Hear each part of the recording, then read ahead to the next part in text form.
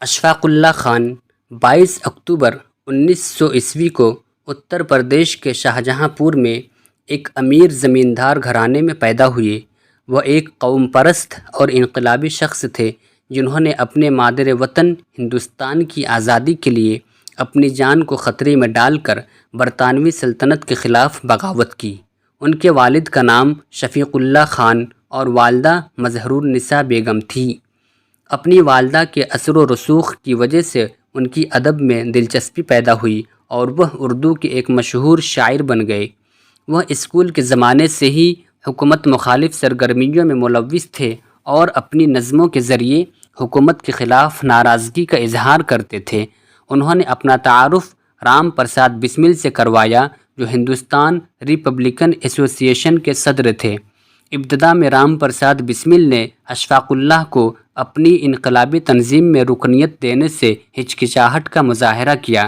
بعد میں بسمل کو اشفاق اللہ خان کی وابستگی سے راضی کیا گیا اور انہیں ہندوستان ریپبلکن ایسوسی ایشن کا رکن بننے کی اجازت دے دی۔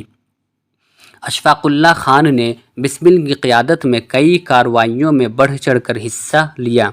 ابتدائی دنوں کے دوران رام پرساد بسمل نے انقلاب کے لیے اسلحہ اور گولہ بارود کی خریداری کے لیے کاکوری میں سرکاری خزانہ پر مشتمل ٹرین کو لوٹنے کا منصوبہ بنایا۔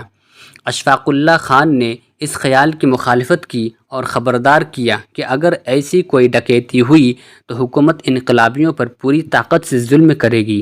تاہم جیسا کہ وہ نظم و ضبط کے کارکن اور جمہوریت پسند تھے، آخر کار بسمل کے خیال سے اتفاق کیا کیونکہ تنظیم کے اکثریتی ارکان نے اس کی حمایت کی تھی۔ انہوں نے منصوبہ کو کامیابی سے نافذ کرنے میں اہم کردار ادا کیا۔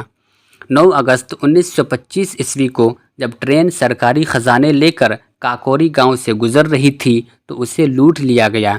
اس واقعے نے برطانوی حکومت کو چونکا دیا۔ اس نے انقلابیوں پر مسلسل حملے کیے اور انقلابی تنظیم کے ارکان کو گرفتار کر لیا۔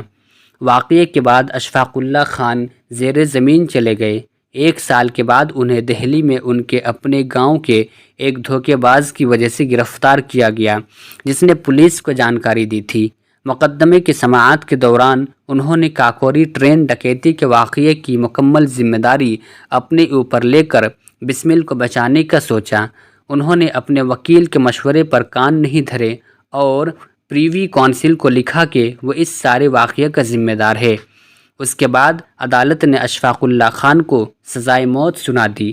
انہیں 19 دسمبر 1927 کو فیض آباد جیل میں پھانسی دی گئی۔